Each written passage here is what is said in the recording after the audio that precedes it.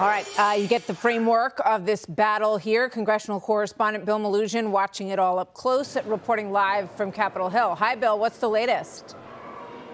Yeah, Martha, good afternoon to you. The latest is the Senate really has its back against the wall right now. That's because Senate Democrats say they are just not going to vote for this package of 6 government funding bills, which includes DHS. But if they make any changes to that package, it then gets bounced back to the House. And Martha, the House isn't even here this week. So that's obviously a problem, and here's why. 78% of the federal government spending is going to run out of money tomorrow at midnight if this doesn't get figured out. Now, earlier this afternoon, a key procedural vote on this package of 6 funding bills failed in the Senate. Every Democrat voted no, as did 7 Republicans.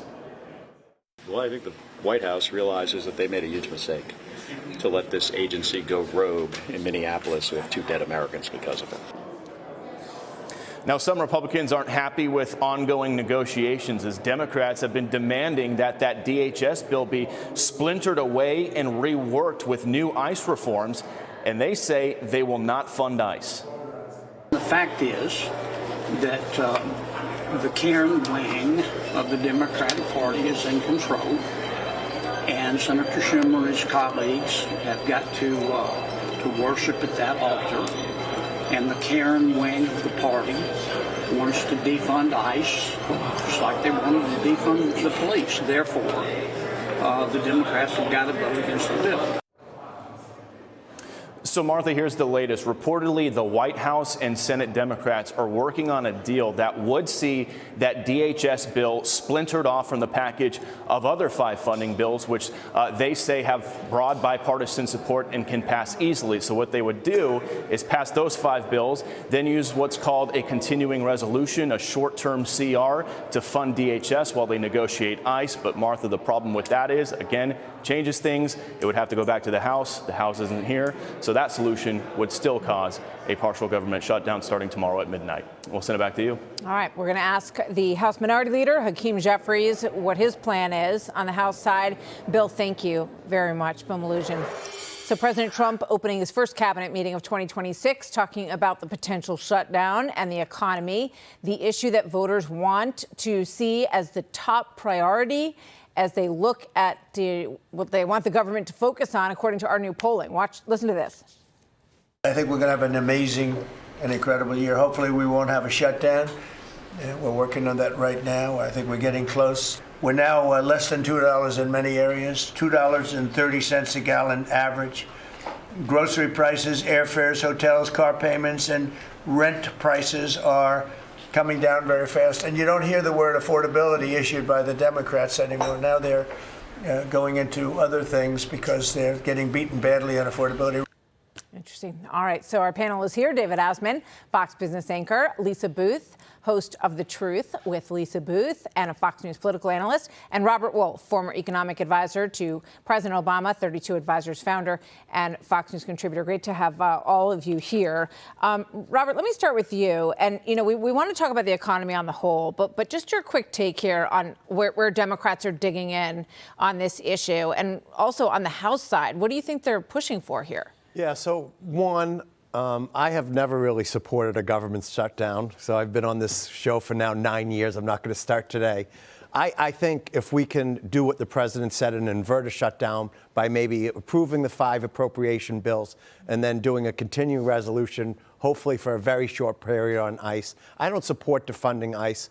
I do think $85 billion seems an extraordinary amount of money, more than the FBI, more than the CIA. With that being said, I think we just have to make sure we understand the rules of the road.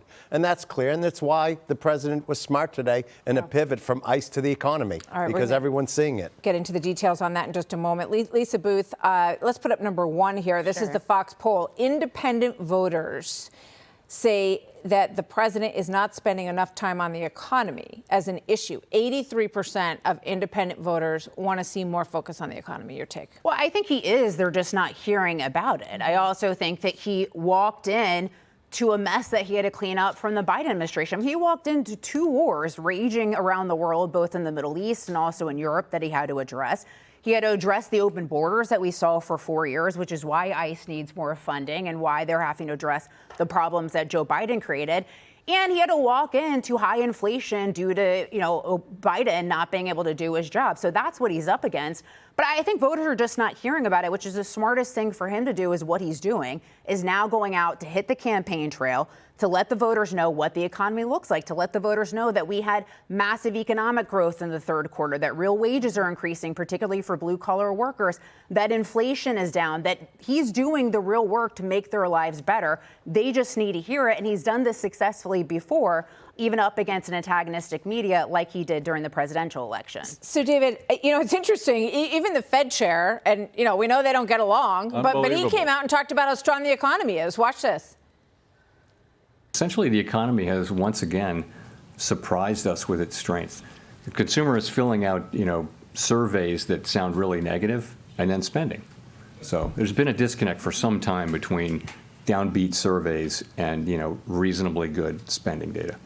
He sounds like Donald Trump. I was amazed. Not only is he admitting, by the way, except for the part where he doesn't want the rates to go lower. Yeah, but the Fed said back in September that we were going to have 1.6% growth rate. It's over 4%. That's incredible. And it's just booming. And the other thing that Powell said, you didn't have room for everything, but I'll mention it, is that inflation is under control. He said, and I'm quoting him here now, he said all of the surveys, market-based surveys and the other surveys show short-term inflation expectations are way down. His terms, long-term as well. So we've got strong growth. We've got low inflation. It's the best of both worlds. But we have consumer sentiment way low. Nevertheless, those who focus so much on the way people feel when these surveyors call up and say, how do you feel about things? A lot of people say, not too well because I could be doing better. But when it comes to durable goods, that's stuff that people buy that lasts a long time. We had a record number of durable goods being sold. In the last print was it was up 5.3%. We were expecting it to be up 3.2%. So almost double the amount of durable goods. People put their money on things they believe in. When they talk to a surveyor, they may not be as specific, but people are putting their money on a belief Actions speak in louder than words, long-term right? economic growth. Yeah, and people are buying refrigerators and dishwashers and now how they vote, washer dryers, I don't know. All that kind of stuff. Robert, this is David Plouffe speaking on the Pod Save America podcast about what he sees as Democrats and the economy as big picture. Watch this. There's still a hangover from Biden, both him running and I think people's view that he mishandled the economy. I've seen focus groups where voters kind of say, listen, the Democrats seem like the taxes we pay, they just kind of think it's their money to spend. They don't accept any criticism of government. They're very concerned about Trump and MAGA, the economy. But, they're not sure that we're the remedy. What do you say to that, Robert? Yeah, I think David Plouffe's a really sharp guy, a good friend of mine, and the glass can either be half full or half empty. No disrespect. The economy is not booming. There are parts that are doing well with coming inflation. What is booming? Let me if I can just finish. Manufacturing lost 100,000 jobs last year. Capital goods have had an issue. I love the idea of foreign direct investment, but we haven't built it yet. If you look at electricity prices, you look at natural gas prices, you look at parts of the grocery prices, the idea of across-the-board tariffs have not worked. And that's why he's going back and doing more of the blunt aspect to it. The only other thing I would say is we now have some of our key allies, Canada, the EU, South Korea, when they're now cutting deals with India and China. So I certainly hope 2026 is booming and we have low inflation and 5% growth, but it's not there yet. Yeah, we'll see how long they decide that doing deals with China is a good idea. It reminds me of putting troops in Greenland. It feels like an emotional move. Lisa? Well, look, I do think the tariffs presented a challenge just in the sense of, Trump took over responsibility for the economy on Liberation Day, and tariffs are difficult to explain to the American people. But the apocalyptic claims did not bear out. And if anything, we're seeing, record tariff revenue into the country, and there's a lot of positives as well. John McLaughlin, former pollster for President Trump, did a survey last month and found that once voters were informed of the economic gains I mentioned previously, that those who viewed the economy as doing positively increased by 25 points. Good point. So I think once he makes that connection with voters, which he's going to do over these next few months, those numbers won't. And it's worth pointing out. Can I just say one quick thing on energy, which is that it depends whether you're in a red state or blue state. Right. Red states' energy costs are about Yeah. No, excuse me, are way down. The blue states are about twice what the red states are now. So Massachusetts, New York have about 55 to 70% greater energy costs than the red states. We saw in Iowa yesterday, the president, I was talking to someone who said that they were like $1.89 a gallon or something like that in Iowa. That may be why you're seeing such a migration from places like New York and New Jersey and California, and you're going to see a very different electoral map come 2030 as a result, according to a recent study. Thank you very much, Thank you guys. Martha. Always good to see all of you. You too. Click here to subscribe to the Fox News YouTube page to catch our hottest interviews and most compelling analysis. You won't get it anywhere else.